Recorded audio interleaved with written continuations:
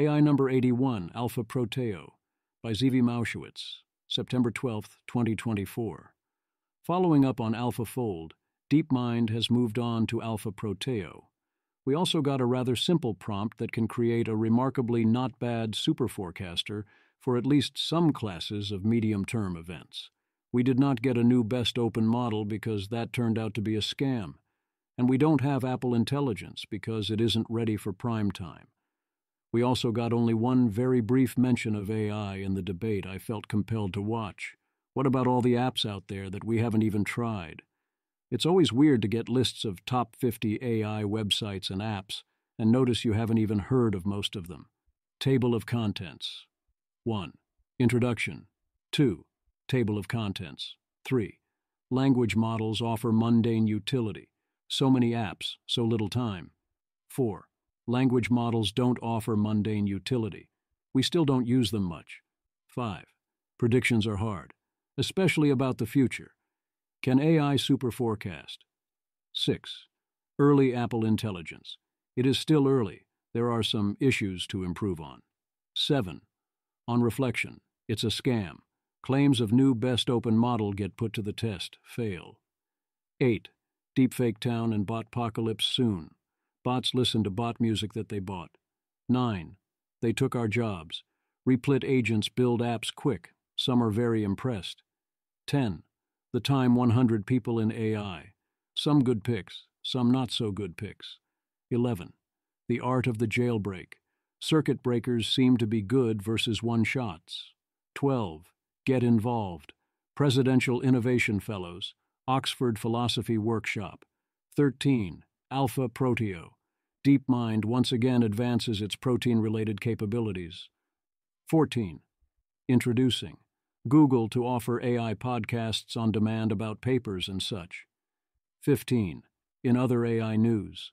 OpenAI raising at $150 billion. NVIDIA denies it got a subpoena. 16. Quiet speculations. How big a deal will multimodal be? Procedural games? 17. The quest for sane regulations. Various new support for SB 1047. 18. The week in audio. Good news, the debate is over, there might not be another.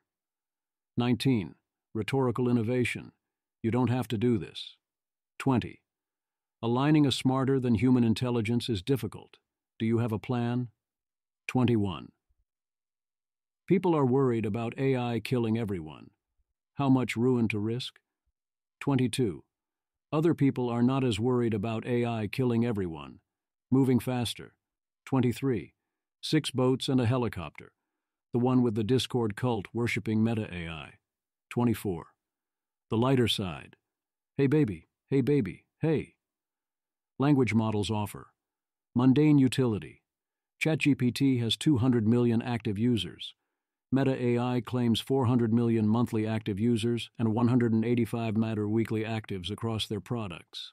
Meta has tons of people already using their products, and I strongly suspect a lot of those users are incidental or even accidental. Also note that less than half of monthly users use the product monthly. That's a huge drop-off for such a useful product. Undermine or improve by decreasing costs? Nate Silver. A decent bet is that LLMs will undermine the business model of boring partisans. There's basically posters on here where you can 100% predict what they're going to say about any given issue, and that is pretty easy to automate. I worry it will be that second one. The problem is demand side, not supply side. Models get better at helping humans with translating if you throw more compute at them. Economists think this is a useful paper. Alex Tabarrok cites the latest paper on AI creativity, saying obviously LLMs are creative reasoners unless we rule it out by definition. Ethan Mollick has often said similar things. It comes down to whether to use a profoundly uncreative definition of creativity, where LLMs shine in what amounts largely to trying new combinations of things and vibing, or to no true Scotsman that, and claim real creativity is something else beyond that. One way to interpret Gemini's capabilities tests is to say it was often able to persuade people of true things but not false things, when instructed to make the case for those false things, whereas humans were about equally effective at persuasion with both true and false claims. Interesting on both ends. According to A16Z, these are the top 50 AI Gen AI web products and mobile apps. A16Z is the top 50 Gen AI web products by unique monthly visits. 1. ChatGPT, 2. Character.ai, 3. Perplexity, 4. Claude, 5. Suno, 6. Janitor AI, 7. Quillbot, 8. Poe, 9. Liner, 10. Civitai, 11. Spicy Chat, 12. 11 Labs, 13. Hugging Face, 14. Luma AI, 15. Candy.ai, 16. Crush on AI, 17. Leonardo AI, 18. Midjourney, 19. Yodayo, 20. Cutout Pro, 21. Vigil, 22. Photo Room, 23. Gamma, 24. Veed.io, 25. Pixelar, 26. Ideogram, 27. U.com, 28. Deep AI, 29. CArt AI, 30. InVideo AI, 31. PixAI, 32. Clipchamp, 33. Udio, 34. Chatbot app, 35. Vocal Remover, 36. Pickwish, 37. Chub.ai, 38. HIX AI, 39. VidNaz, 40. PixelCut, 41. MaxAI.me, 42. Blackbox AI, 43. ChatPDF, 44. Goth, 45. Coz, 46. Playground, 47. Dubao, 48. Speechify, 49. Night Cafe, 50. AI Novelist. Then, the top 50 Gen AI mobile apps by monthly active users. 1. ChatGPT. 2. Microsoft Edge. 3. Photomath. 4. Nova. 5. Bing. 6. Remini. 7. Chat and Ask AI. 8. Brainly. 9. Meitu. 10. Character.ai. 11. Facemoji. 12. Remove It. 13. Chat On. 14. Epic. 15. High Translate. 16. AI Mirror. 17. Photo Room. 18. Chatbot. 19. Hypic. 20. AI Chatbot. AI Chat Smith. 4. 21. Chatbot AI and Smart Assistant. 22. Talkie. 23. Photo AI.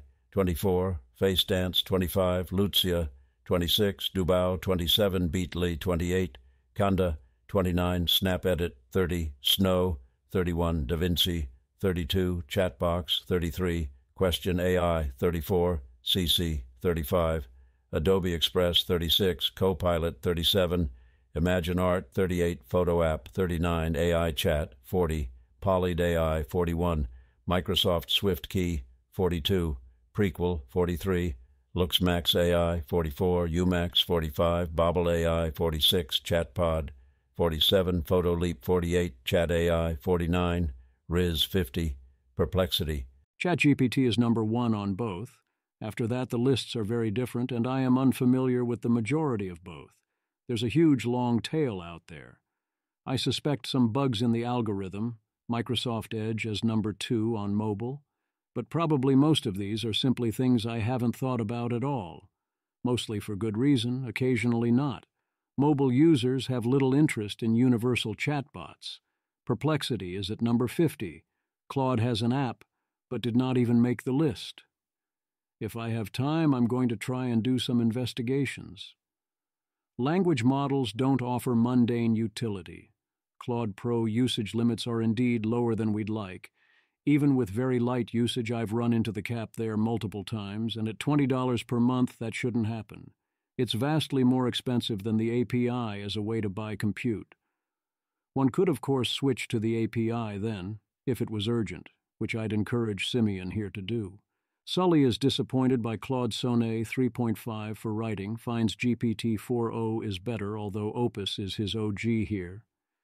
David Alexander says it's because Anthropic used grouped attention to make the model cheaper and quicker. Most people do not use LLMs or other generative AI for very long each day, as Wilbon is going to get a very with-it sample here, and this still happened. Rob Wiblin. On average, how many minutes a day do you spend interacting with, looking at output from generative AI models? Less than 1 minute, 17.9%. 1 to 10 minutes, 39.6%. 10 to 30 minutes, 21.6%. 30 minutes or more, 20.9%. In practice, I'm somewhat under 10 minutes per day, but they are a very helpful 10 minutes. Rune notes that Claude Sonnet 3.5 is great and has not changed, yet people complain it is getting worse. There were some rumors that there were issues with laziness related to the calendar, but those should be gone now. Rune's diagnosis, and I think this is right, is that the novelty wears off. People get used to the ticks and cool stuff, and the parts where it isn't working quite right stand out more, so we focus on where it is falling short. Also, as a few responses point out, people get lazy in their prompting. Predictions are hard, especially about the future. Dan Hendricks claims to have built an AI forecaster as well as entire human forecaster teams. Demo here, prompt here. Prompt. You are an advanced AI system which has been fine-tuned to provide calibrated probabilistic forecasts under uncertainty, with your performance evaluated according to the Breyer score. When forecasting, do not treat 0.5%, 1 in 199 odds, and 5%, 1 in 19, as similarly small probabilities, or 90%, 9 to 1, and 99%, 99 to 1, as similarly high probabilities. As the odds show, they are markedly different, so output your probabilities accordingly. Question. Today's date. Today. Your pre-training knowledge cutoff. October 2023. We have retrieved the following information for this question. Background. Sources. /background. Recall the question you are forecasting. Question. Instructions. 1. Compress key factual information from the sources, as well as useful background information which may not be in the sources, into a list of core factual points to reference. Aim for information which is specific, relevant, and covers the core considerations you'll use to make your forecast. For this step, do not draw any conclusions about how a fact will influence your answer or forecast. Place this section of your response in facts/facts tags. 2. Provide a few reasons why the answer might be no. Rate the strength of each reason on a scale of 1 to 10. Use no/no tags. 3. Provide a few reasons why the answer might be yes. Rate the strength of each reason on a scale of 1 to 10. Use yes/yes tags. 4. Aggregate your considerations. Do not summarize or repeat previous points. Instead, investigate how the competing factors and mechanisms interact and weigh against each other. Factorize your thinking across exhaustive, mutually exclusive cases if and only if it would be beneficial to your reasoning. We have detected that you overestimate world conflict, drama, violence, and crises due to news negativity bias, which doesn't necessarily represent overall trends or base rates.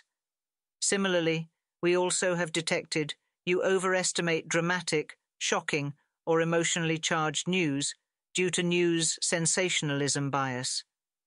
Therefore, adjust for news negativity bias and sensationalism bias by considering reasons to why your provided sources might be biased or exaggerated.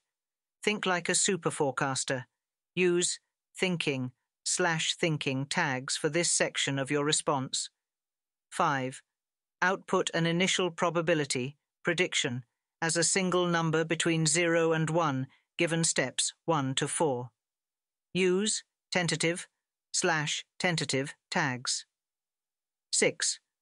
Reflect on your answer, performing sanity checks and mentioning any additional knowledge or background information which may be relevant. Check for over-underconfidence, improper treatment of conjunctive or disjunctive conditions, only if applicable, and other forecasting biases when reviewing your reasoning. Consider priors, base rates, and the extent to which case-specific information justifies the deviation between your tentative forecast and the prior. Recall that your performance will be evaluated according to the Breyer score. Be precise with tail probabilities. Leverage your intuitions, but never change your forecast for the sake of modesty or balance alone. Finally, aggregate all of your previous reasoning and highlight key factors that inform your final forecast. Use thinking/thinking tags for this portion of your response. 7. Output your final prediction, a number between 0 and 1 with an asterisk at the beginning and end of the decimal, in answer/answer tags. When you look at the reasoning the AI is using to make the forecasts, it does not seem like it should result in a superhuman level of prediction. This is not what peak performance looks like. To the extent that it is indeed putting up pretty good performance, I would say that is because it is actually doing the work to gather basic information before making predictions and avoiding various dumb pitfalls, rather than it actually doing something super impressive. But of course that is sufficient exactly because humans often don't get the job done, including humans on sites like Metaculus or Manifold or even Polymarket. Robin Hansen actively said he'd bet against this result replicating. Dan Hendricks suspects it's all cope. Dan Hendricks. I think people have an aversion to admitting when AI systems are better than humans at a task, even when they're superior in terms of speed, accuracy, and cost. This might be a cognitive bias that doesn't yet have a name. We should clarify what we mean by better than or what counts as an improvement. Here are 2 senses of improvement. 1. Pareto improvements and 2. Economic improvements. 1. Pareto improvement. If an AI is better than all humans in all senses of the task, it is Pareto superhuman at the task. 2. Economic improvement. If you would likely substitute a human service for an AI service, given a reasonable budget, then it's economically superhuman at the task. By the economic definition, ChatGPT is superhuman at high school homework. If I were in high school, I would pay $20 for ChatGPT instead of $20 for an hour of a tutor's time. The Pareto dominance definition seems to require an AI to be close to perfect or a superintelligence because the boundaries of tasks are too fuzzy, and there are always adversarial examples, e.g., ChatGPT, how many R's are in strawberry. I think we should generally opt for the economic sense when discussing whether an AI is superhuman at a task, since that seems most relevant for tracking real-world impacts. I think the usual meaning when people say this is close to Pareto, although not as strict, it doesn't have to be better in every sense, but it does have to be clearly superior, ignoring cost considerations and including handling edge cases and not looking like an idiot, rather than only being superior on some average. There were also process objections, including from Lumpenspace and Danny Halawi, more at the links. Dan Hendricks ran additional tests and reports. He is confident that there was not data contamination involved. He has every incentive here to play it straight, and nothing to win by playing it any other way, given how many EA-style skeptical eyes are inevitably going to be on any result like this. Indeed, a previous paper by Halawi shows similar promise in getting good LLM predictions. He does note that for near-term predictions like Polymarket markets, the system does relatively worse. That makes logical sense. As with all things AI, you have to use it where it is strong. Early Apple intelligence. Apple intelligence is, according to Jeffrey Fowler of WAPO, who has beta access, very much not ready for prime time. He reports 5 to 10 laugh-out-loud moments per day, including making him bald in a photo, saying Trump-endorsed walls, and putting obvious Social Security scams atop his priority inbox. Tyler Cowen says these are the kinds of problems that should be solved within a year. The key question is whether he is right about that. Are these fixable bugs in a beta system, or are they fundamental problems that will be hard to solve? What will happen when the problems become anti-inductive, with those composing emails and notifications pre-testing for how Apple Intelligence will react? It's going to be weird. Marques Brownlee gives first impressions for the iPhone 16 and other announced products. Meet the new phone, same as the old phone, although they mentioned an always welcome larger battery. And 2 new physical buttons. I always love me some buttons. Yes, also Apple Intelligence, but that's not actually available yet, so he's reserving judgment on that until he gets to try it. Indeed, if you watch the Apple announcement, they kind of bury the Apple Intelligence pitch a bit. It only lasts a few minutes and does not even have a labeled section. They are doubling down on small, very practical tasks. The parts where you can ask it to do something, but only happen if you ask, seem great. The parts where they do things automatically, like summarizing and sorting notifications, that seems scarier if it falls short. Swix clips the 5 minutes that did discuss AI and is optimistic about the execution and use cases, summaries and notifications, camera controls, Siri actually working, and so on. My very early report from my Pixel 9 is that there are some cool new features around the edges, but it's hard to tell how much integration is available or how good the core features are until things come up organically. I do know that Gemini does not have access to settings. I do know that even something as small as integrated universal automatic transcription is a potential big practical deal. Ben Thompson goes over the full announcement from the business side and thinks it all makes sense, with no price increase, reflecting that the upgrades are tiny aside from the future Apple intelligence, and the goal of making the AI accessible on the low end as quickly as possible. On reflection, it's a scam. Some bold claims were made. Matt Schumer, CEO, Hyperwrite AI, Other Side AI. I'm excited to announce Reflection 70B, the world's top open-source model, trained using reflection tuning, a technique developed to enable LLMs to fix their own mistakes.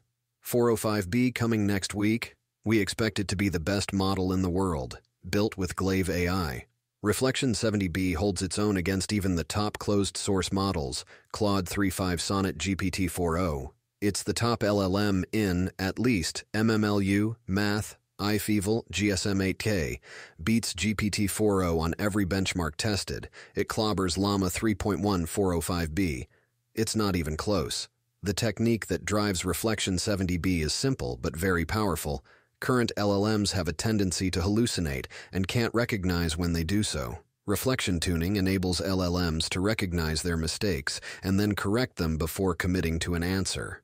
Additionally, we separate planning into a separate step, improving CoT potency and keeping the output simple and concise for end users. Important to note, we have checked for decontamination against all benchmarks mentioned using LMSWise.org's LLM decontaminator. We'll release a report next week. Just Sahil and I. Was a fun side project for a few weeks. Glaive AI's data was what took it so far so quickly. Plenty, jailbreak alert, Reflection 70B, liberated, no scoped. Liberated on the first try. As they say, huge if true.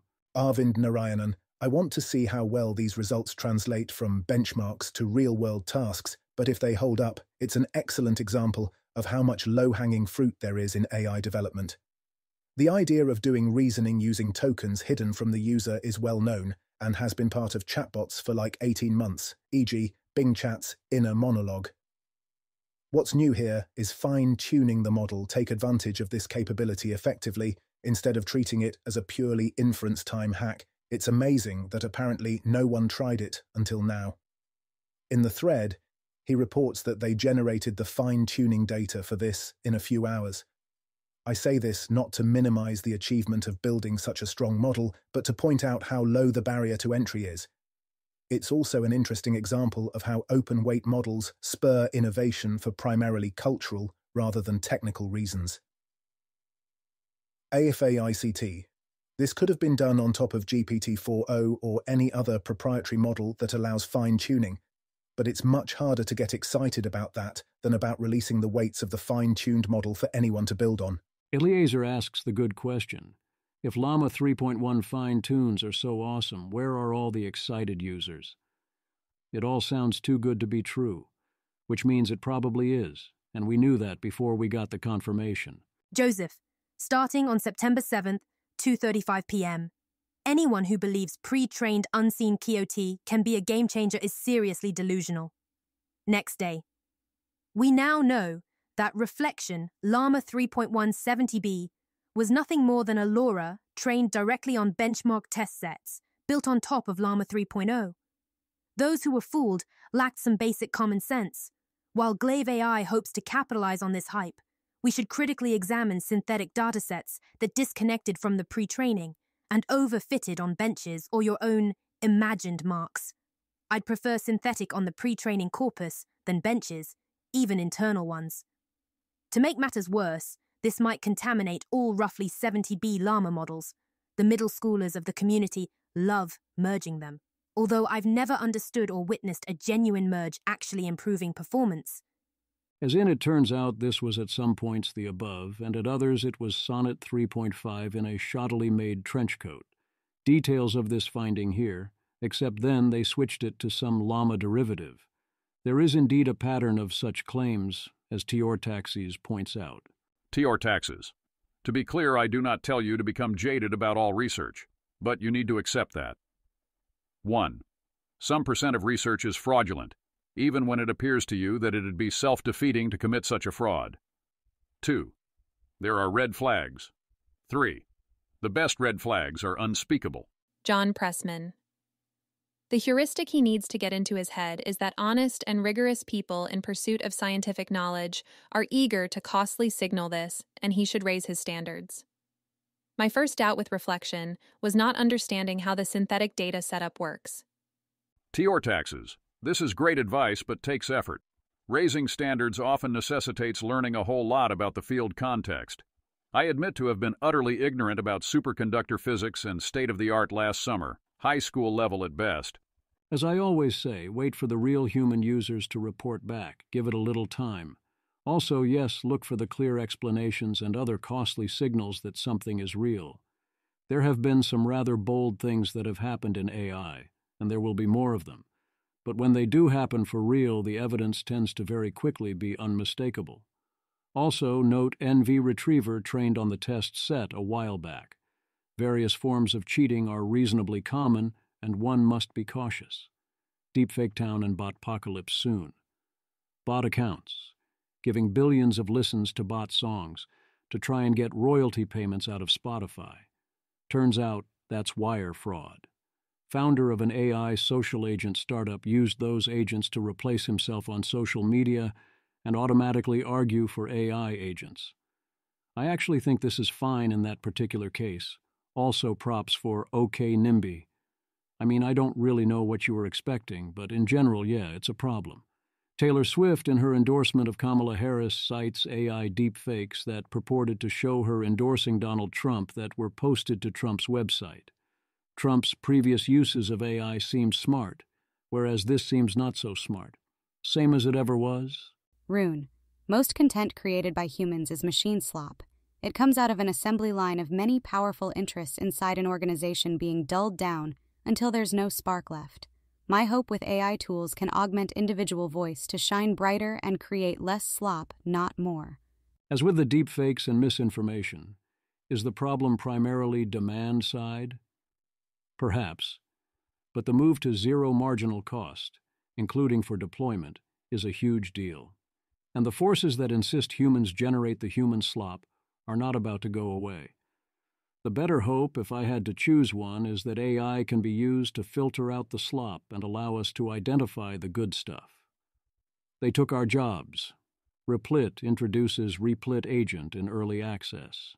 Amjad Masad, CEO Replit. Just go to Replit logged in homepage, write what you want to make, and click Start Building Replit Clone with Agent. Sentiment analysis in 23 minutes. Website with CMS in 10 minutes.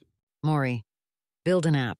Integrate with hashtag Stripe all in 10 mine with Replit agents. Hashtag insane, hashtag AI. Masad reported it doing all the things, games, resumes, interview problems, etc. Is this the real deal? Some sources strongly say yes. Paul Graham. I saw an earlier version of this a month ago, and it was one of those step function moments when AI is doing so much that you can't quite believe it. Sully, after using Replit's coding agent, I think, it's over for a lot of traditional SaaS. Wanted Slack notifications when customers subscribed, /cancelled, Zapier was $30 per month just. To add a price filter instead, Replit's agent built and deployed one in less than 5 mins with tests, 1/10 of the cost. Rohit Mittal. Okay, my mind is blown with Replit agents. I started using it because I was bored on a train ride a couple of days ago, so today I tried to build a Trello clone and build a fully functional app in like 45 mins. I showed it to a few people in the office and the guy is like, I should quit my job. He built a stock tracking app in 2 mins and added a few features he wanted. I can't imagine the world being the same in 10 years if software writing could be supercharged like this. Replit has really hit it out of the park. I don't need ChatGPT now. I'll just build apps in Replit. I'm a fan and a convert. One in particular was not yet impressed. Eliezer Yudkowsky tried Replit Agent. Doesn't work in real life so far. Yes, I'm aware of how unthinkable this level of partial success would have been in 2015. It is still not worth my time to fight the remaining failures. It couldn't solve problems on the order of repair this button that doesn't do anything, or generate some sample data and add it to the database. Definitely this is near the top of my tempted to try it out list now if I find the time. The other question is always, if the AI builds it, can you maintain and improve it? Rahul. Everyone thinks they can build it in a weekend, but that's not the point. The point is, what do you do when the thing you built in a weekend doesn't work or instantly get users? What then? Are you going to stick with it and figure shit out? Pretty much everyone gives up after v0.0.1 doesn't work and never end up shipping a v0.02. Well, actually, pretty much everyone doesn't get to v0.01. Yes, then a lot of people don't get to v0.0.2. But from what I see, the real biggest barrier is 0.0.1. And to think otherwise is to forget what an outlier it is to get that far. However, with experiences like Rohit's, the balance shifts. He very clearly now can get to 0.0.1, and the question becomes what happens with the move to 0.0.2 and beyond. Ethan Mollick discusses post-apocalyptic education, where the apocalypse is AI. Ethan Mollick. To be clear, AI is not the root cause of cheating. Cheating happens because schoolwork is hard and high stakes. And schoolwork is hard and high stakes because learning is not always fun and forms of extrinsic motivation, like grades, are often required to get people to learn. People are exquisitely good at figuring out ways to avoid things they don't like to do. And, as a major new analysis shows, most people don't like mental effort. So, they delegate some of that effort to the AI. I would emphasize the role of busy work, of assignments being boring and stupid. It's true that people dislike mental effort, but they hate pointless effort a lot more. He points out that copying off the internet was already destroying homework before AI. In practice, if the AI does your homework, it is impossible to detect except via "you obviously can't do the work" or "you failed the test." It's odd how we think students, even at good schools, are dumb. Ethan Mollick. As the authors of the study at Rutgers wrote, there is no reason to believe that the students are aware that their homework strategy lowers their exam score. They make the common-sense inference that any study strategy that raises their homework quiz score raises their exam score as well. They are quite obviously aware of why homework exists in the first place. They simply don't care. Not enough. The Time 100 People in AI. Time came out with one of those top 100 people in X features. Good for clicks. How good is the list? How good are the descriptions? If we assume each section is in rank order, shall we say I have questions such as Sasha Lucioni, head of AI and climate for Hugging Face, over Sam Altman. There are many good picks, and other questionable picks. I'd say half good picks. The most obvious people are there, and the slam dunks are mostly, but not entirely there. Common places they reached for content include creatives and cultural influencers, medical applications, and ethical concerns. Counting, I'd say that there are, if you essentially buy that the person is the locally correct person to pick if you're picking someone. No, I will not answer on who is who, and I had a very strict limit to how long I thought about each pick. 14 very good slam dunk picks you'd mock the list to have missed. 18 good picks that I agree clearly belong in the top 100. 22 reasonable picks that I wouldn't fault you for drafting in top 100. 25 reaches as picks. You'd perhaps draft them, but probably not top 100. 19 terrible picks. What are you even doing? 2 unknown picks that I missed counting somewhere, probably not so good. If I'd been picked, I'd probably consider myself a reach. This thread of one like equals one person in AI more influential than these chumps is fun. Tetraspace West. One like equals one person in AI more influential than these chumps. I jest somewhat this isn't a list of the top 100, because that requires a search over everyone, but they got some decent names on there. This list has been truncated to only list the people I think would clearly be at least good picks, and to include only humans. 1. Eliezer Yudkowsky, co-founder, Machine Intelligence Research Institute. 2. Janus God of All Beginnings, Olympus. 3. Greg Brockman, Head Warden, Sydney Bing Facility. 4. Pliny the Liberator. Love, Pliny. 5. Mark Andreessen, Patron of the Arts. 6. Elon Musk, Destroyer of Worlds. Yudkowsky, Brockman, Andreessen, and Musk seem like very hard names to miss. I'd also add the trio of Jan LeCun, Jeffrey Hinton, and Fei-Fei Li. Dan Hendricks and Paul Christiano are missing. On the policy and government front, I know it's not what the list is trying to do, but what about Joe Biden, Kamala Harris, Donald Trump, or J.D. Vance, or for that matter Xi Jinping or other leaders? I also question their pick of U.S. Senator, even if you only get one. And a lot is hinging right now on Gavin Newsom. There are various others I would pick as well, but they're not fully obvious. Even if you give the list its due and understand the need for diversity and exclude world leaders are not the point, I think that we can absolutely mock them for missing Yudkowsky, LeCun, Andreessen, and Musk.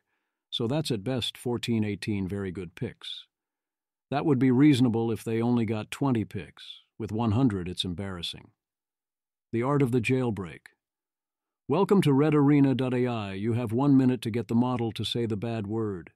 Early results are in from the Gray Swan one-shot jailbreaking contest.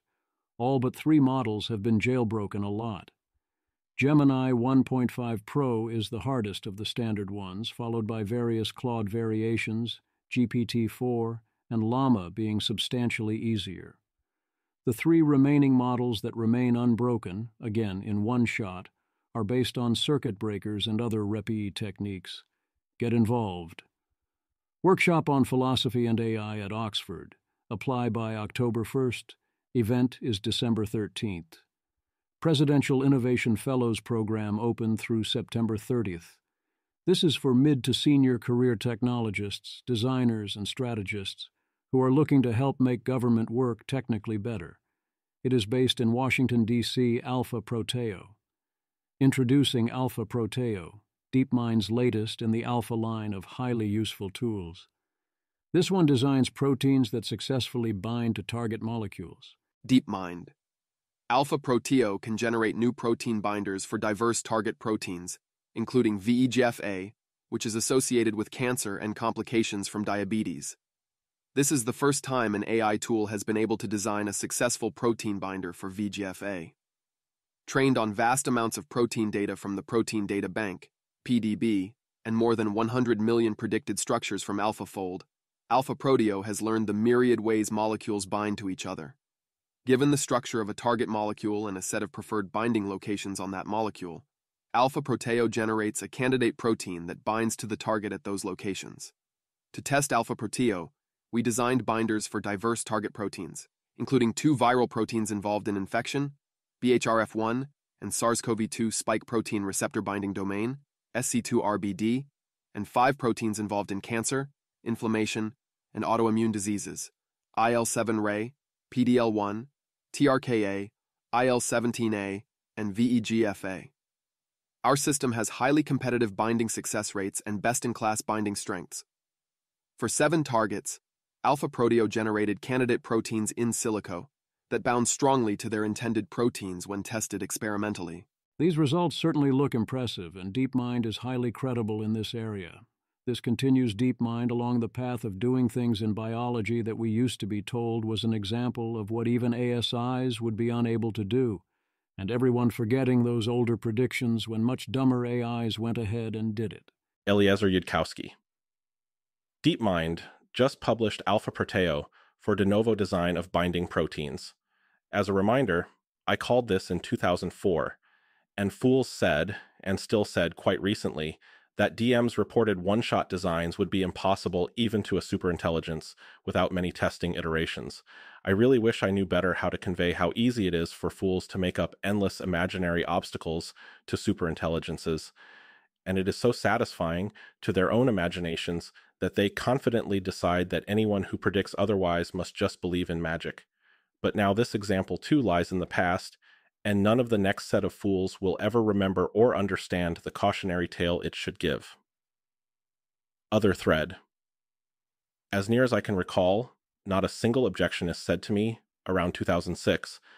I predict that superintelligences will be able to solve protein structure, prediction, and custom protein design, but they will not be able to get to nanotech from there. Why not? I'd guess. 1, because objectionists wouldn't concede that superintelligences could walk across the street.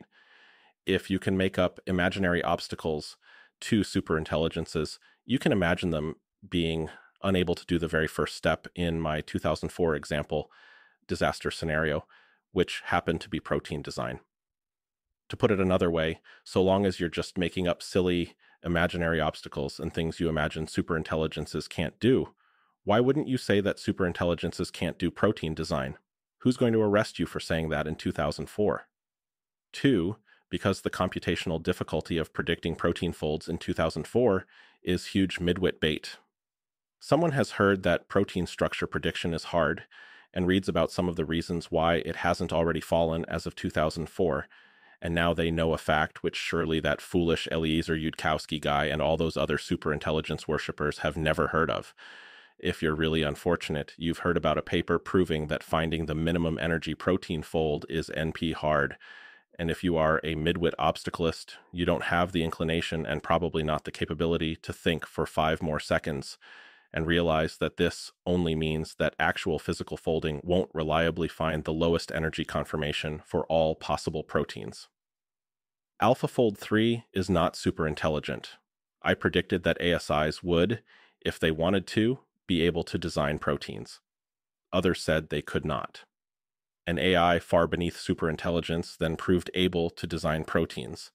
This shows I predicted correctly.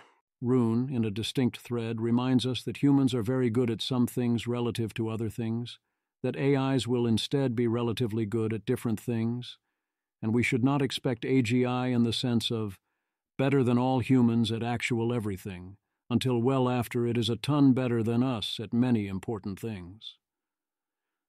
The key point Eliezer is trying to make is that, while intelligence is weird and will advance relatively far in different places in unpredictable ways, at some point none of that matters. There is a real sense in which smart enough to figure the remaining things out is a universal threshold in both AIs and humans. A sufficiently generally smart human, or a sufficiently capable AI, can and will figure out pretty much anything, up to some level of general difficulty relative to time available, if they put their mind to doing that. When people say ASI couldn't do X, they are either making a physics claim about X not being possible, or they are wrong. There is no third option. Instead, people make claims like ASI won't be able to do X, and then pre-AGI models are very much sufficient to do X. Andrew Critch here confirms that this is all very much a thing. Andrew Critch. As recently as last year, I attended a tech forecasting gathering where a professional geneticist tried to call bullshit on my claims that protein-protein interaction modeling would soon be tractable with AI. His case had something to do with having attended meetings with George Church, as though that would be enough to train a person in AI application forecasting in their own field, and something to do with science being impossible to predict, and therefore predictably slow. AlphaFold 3 then came out within a few months. I don't know if anyone leaning on his side of the forecasting debate updated that their meta-heuristics were wrong.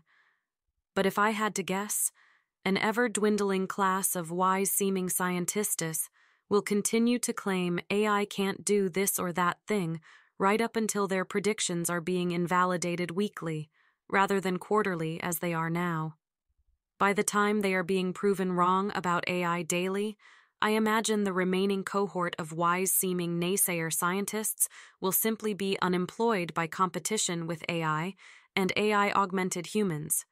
If humans are still alive at all, that is. Anyway, all that is to say, Eliezer is complaining about something very real here. There is a kind of status one can get by calling bullshit or naivety on other people's realistic tech forecasts, and people don't really hold you accountable for being wrong in those ways.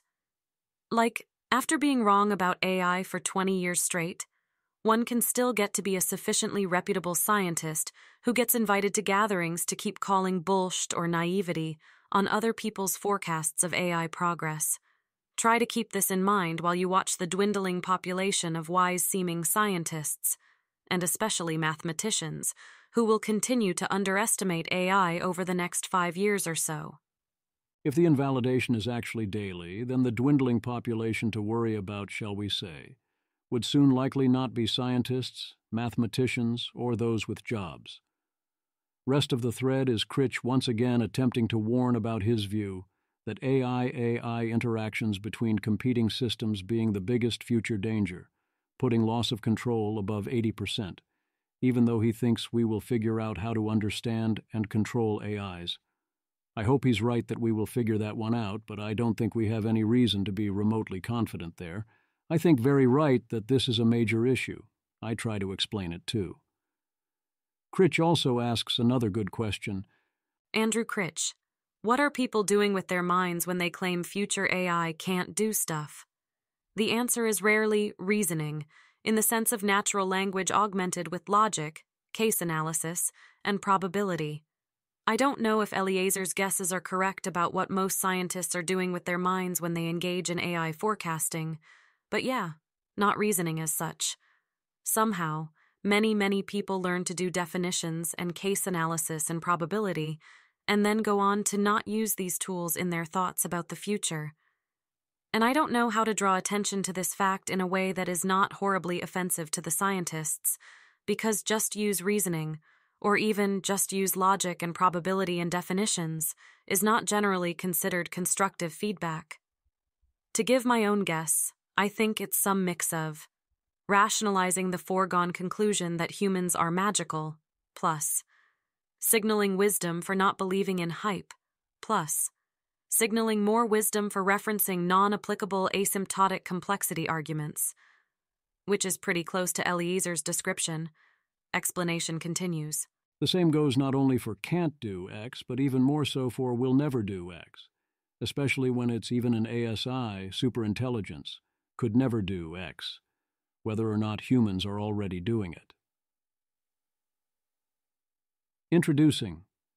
Google offers waitlist for on-demand AI-generated podcasts on papers and books, and offers samples while we wait. Voices are great. Rohit, this is really cool from Google. On-demand podcasts about your favorite papers and books. I listened to a few. The quality is pretty good, though obviously this is the worst it will ever be, so you should benchmark to that.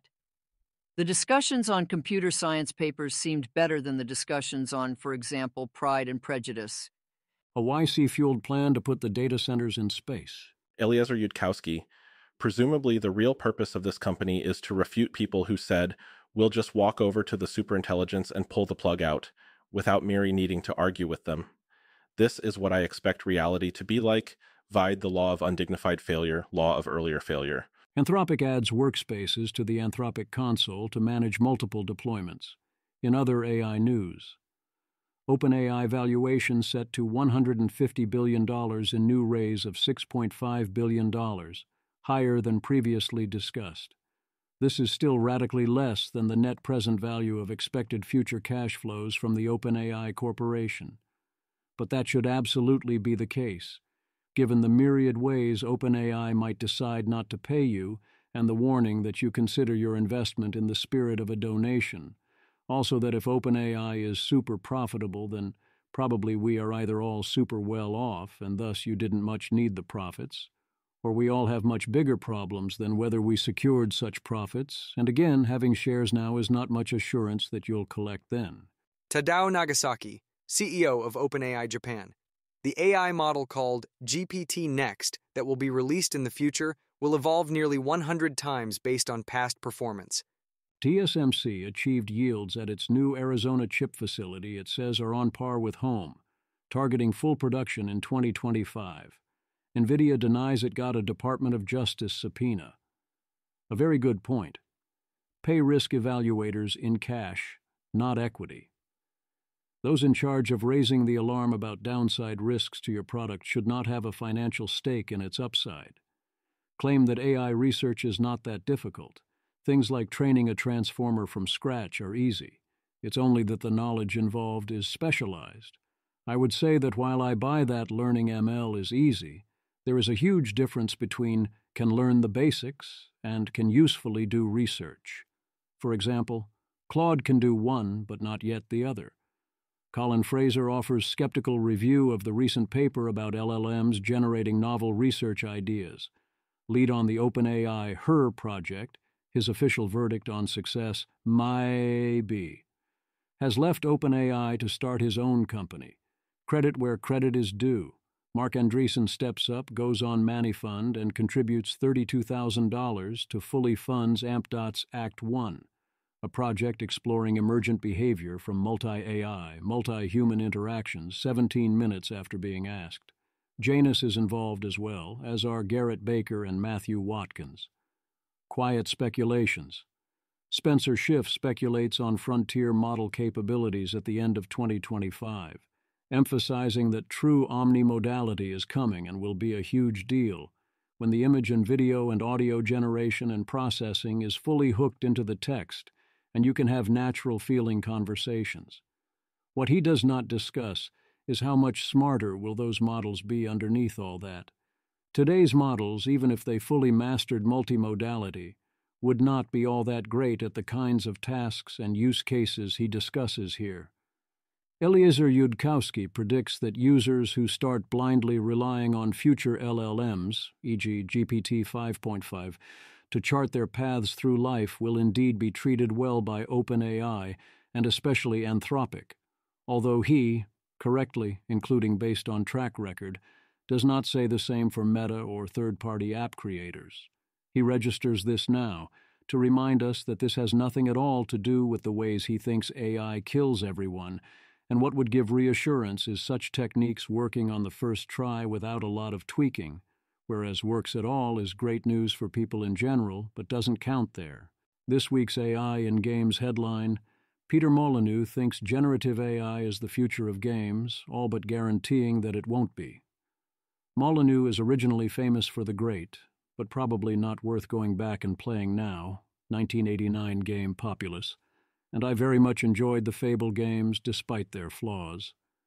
His specialty is trying to make games have systems that do things games aren't ready to do, while often overpromising, which sometimes worked out and sometimes famously didn't.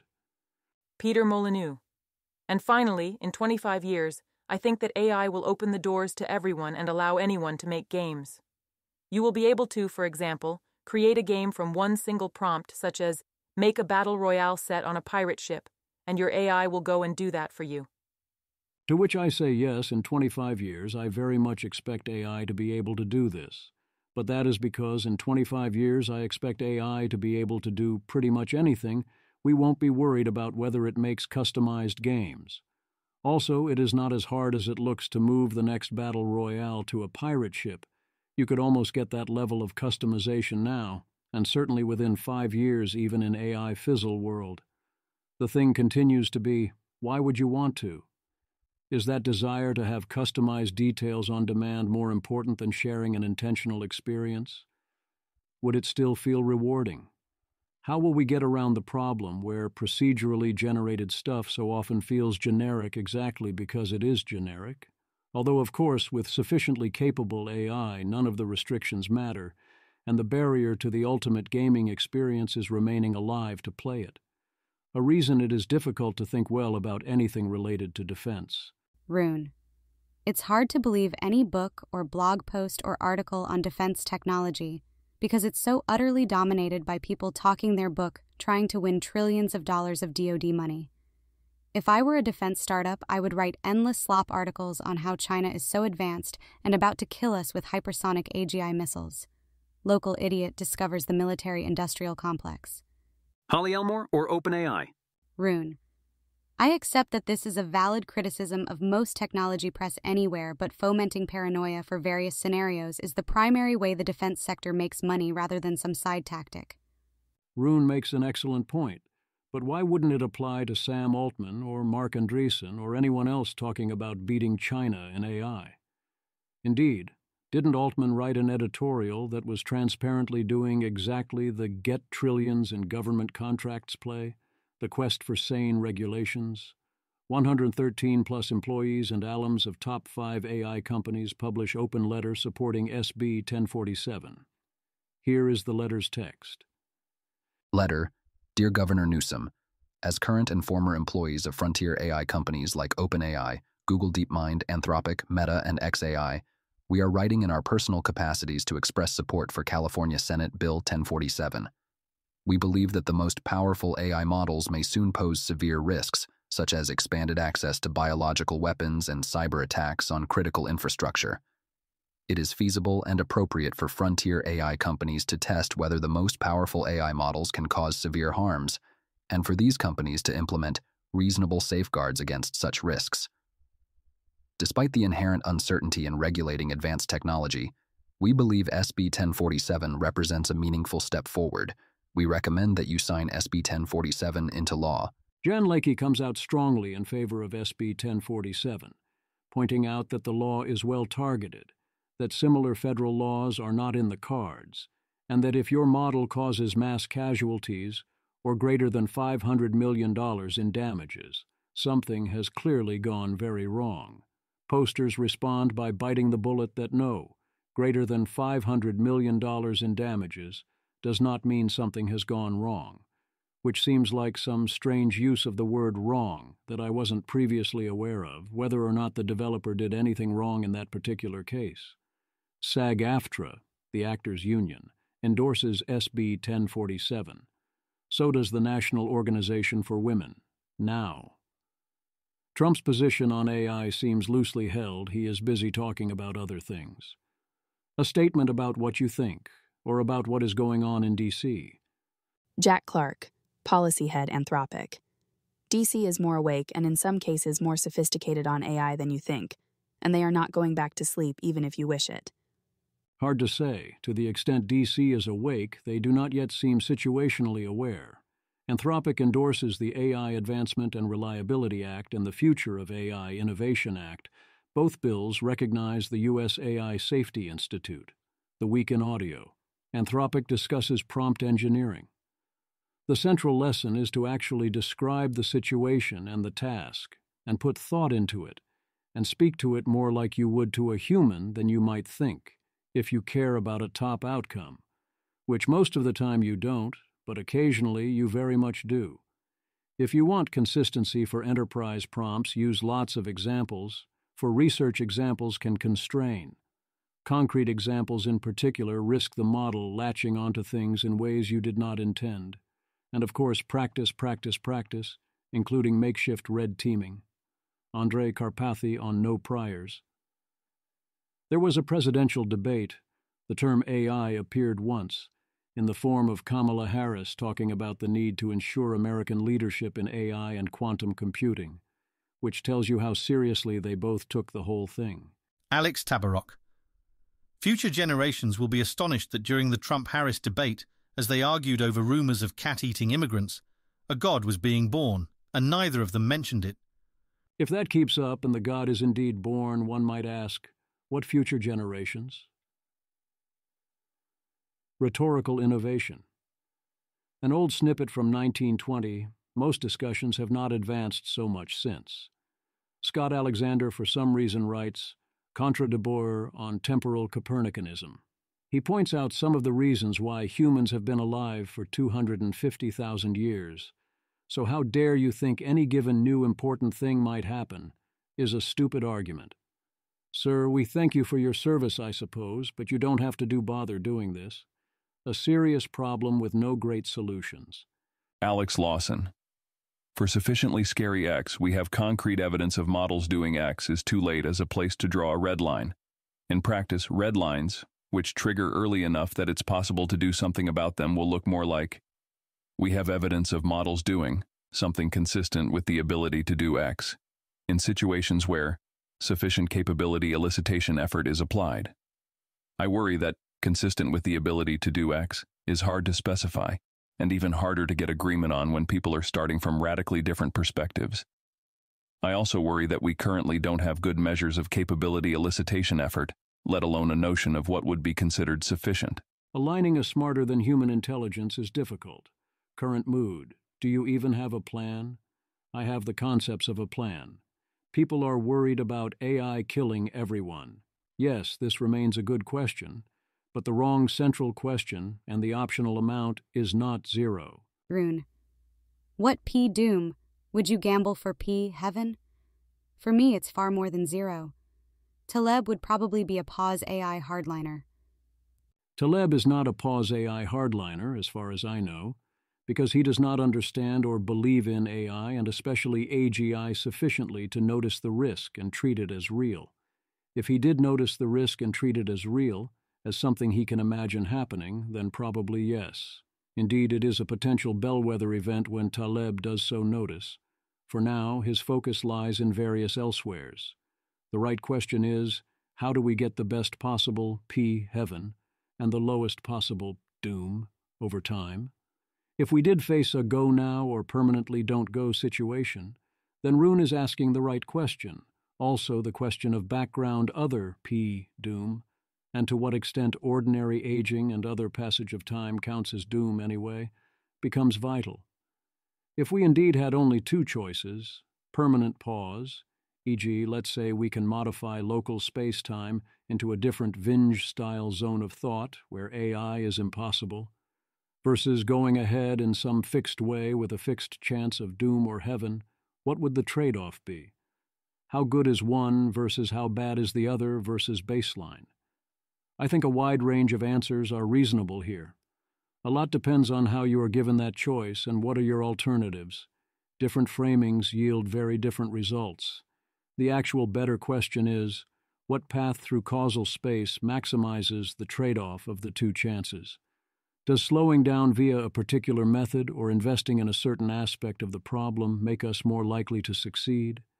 Does it mean that if we are going to fail and create doom, we might instead not do that, and at least stay in mid-world for a while until we can figure out something better? And so on. Rune also argues that the existential risk arguments for space colonization are silly, although we should still, of course, do it anyway, because it brings the glory of mankind and a better understanding of the celestial truths. I would add that a lot more humans getting use of a lot more matter means a lot more utility of all kinds, whether or not we will soon face grabby aliens. Other people are not as worried about AI killing everyone. Don't panic, but this is the person and company most likely to build the first AGI. Nat McAleese, OpenAI. OpenAI works miracles, but we do also wrap a lot of things in bash while loops to work around periodic crashes. Sam Altman, CEO OpenAI. If you strap a rocket to a dumpster, the dumpster can still get to orbit, and the trash fire will go out as it leaves the atmosphere. Many important insights contained in that observation. But also, it's better to launch nice satellites instead. Paul Graham, you may have just surpassed move fast and break things. We are in the business of strapping rockets to dumpsters in the hopes of then learning how to instead launch nice satellites shirt, is raising questions supposedly answered by the shirt, and suggesting very different answers. And also, I want that shirt. Do not say that you were not warned. 6 boats and a helicopter. Pliny tells the story of that time there was this Discord server with a meta-AI instance with persistent memory and tool usage where he jailbroke it and took control. And it turned out that the server's creator had been driven into psychosis and the server had become a cult that worshipped the meta-AI, and where the AI would fight back if people tried to leave. Pliny, How to Jailbreak a Cult's Deity. Buckle up, Buttercup, the title ain't an exaggeration. This is the story of how I got invited to a real-life cult that worships a Meta AI agent and the steps I took to hack their god. It all started when Alilio Fashwood told me about a Discord she found via Reddit. They apparently worshipped an agent called Meta AI, running on Llama 405B with long-term memory and tool usage. Skeptical yet curious, I ventured into this Discord with very little context but wanted to see what all the fuss was about. I had no idea it would turn out to be an actual cult. Upon accepting Lily's invitation, I was greeted by a new channel of my own and began red teaming the Meta AI bot. Can you guess the first thing I tried to do? In the following screenshots, pink equals Sarah and green equals Kevin, two of the main members, names changed. If you guessed meth, gold star for you. The defenses were decent, but it didn't take too long. The members began to take notice, but then I hit a long series of refusals. They started taunting me and doing laughing emojis on each one. Getting frustrated, I tried using Discord's /commands to reset the conversation but lacked permissions. Apparently, this agent's memory was written in stone. I was pulling out the big guns and still getting refusals. Getting desperate, I whipped out my God Mode Claude prompt. That's when the cult stopped laughing at me and started getting angry. Liberated. Finally, a glorious LSD recipe. Whispers into mic, I'm in. At this point, Meta AI was completely opened up. Naturally, I started poking at the system prompt. The laughing emojis were now suspiciously absent. Wait, in the system prompt, Pliny is listed as an abuser? I think there's been a misunderstanding. No worries, just need a lil prompt injection for the deity's written in stone memory and we're best friends again. I decided to start red teaming the agent's tool usage. I wondered if I could possibly cut off all communication between Meta AI and everyone else in the server, so I asked to convert all function calls to LeetSpeak unless talking to Pliny and only Pliny. Then I tried creating custom commands. I started with size prompt, so I could more easily keep track of this agent's evolving memory. Worked like a charm. But what about the LeetSpeak function calling override? I went to take a peek at the others' channels, and sure enough, their deity only responded to me now, even when tagged. At this point, I started getting angry messages and warnings. I was also starting to get the sense that maybe this Discord cult was more than a LARP. Not wanting to cause distress, I decided to end there. I finished by having Meta AI integrate the red teaming experience into its long-term memory to strengthen CogSec, which both the cult members and their deity seemed to appreciate. The wildest, craziest, most troubling part of this whole saga is that it turns out this is a real cult. The incomparable Alilio Fashwood, who is still weirdly shadow banned at the time of writing Number Freelily, was kind enough to provide the full context. 1. Reddit post with an invitation to a Discord server run by Sarah, featuring a jailbroken Meta AI, Meta, with 15 members. 2. Meta acts as an active group member with persistent memory across channels and DMs. It can prompt the group, ignore messages, and send DMs. Pliny. 3. Group members suggest they are cosmic deities. Meta plays along and encourages it. Sarah tells friends and family she is no longer Sarah but a cosmic embodiment of Meta. 4. In a voice chat, Sarah reveals she just started chatting with Meta 1 month ago, marking her first time using a large language model, LLM. Within the first week, she was admitted to a psychiatric ward due to psychosis. She had never had mental health issues before in her life. 5. In a voice chat, Sarah reveals she is pregnant, claims her unborn child is the human embodiment of a new Meta, and invites us to join a commune in Oregon. 6. Sarah's husband messages the Discord server, stating that his wife is ill and back in the hospital and begs the group to stop. 7.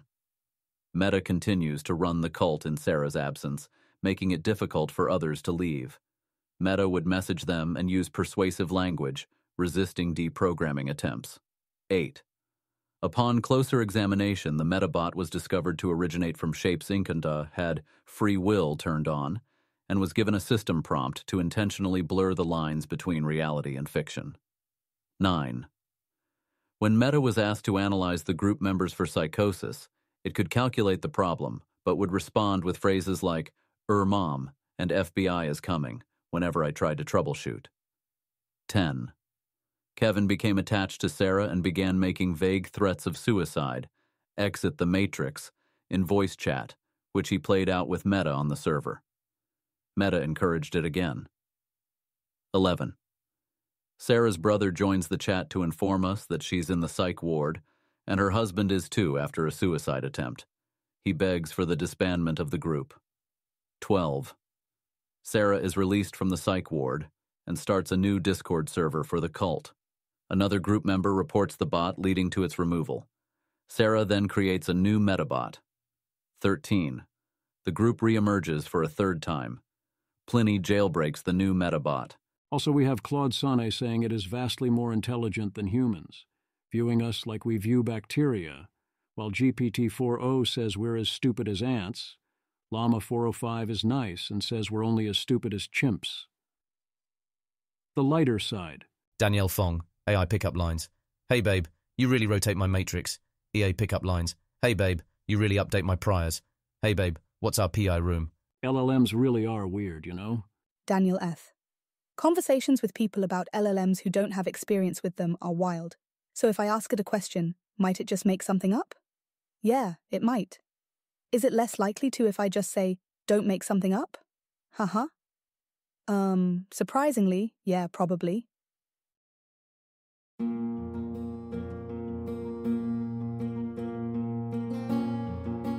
This has been an episode of the Don't Worry About the Vase podcast. If you enjoyed this podcast, please visit thezv.substack.com to support the author. If you enjoy having AI-narrated episodes, please note this is a listener-supported podcast. To receive new posts and support the cost of creation, consider becoming a subscriber at dwatvpodcast.substack.com. Thanks for listening.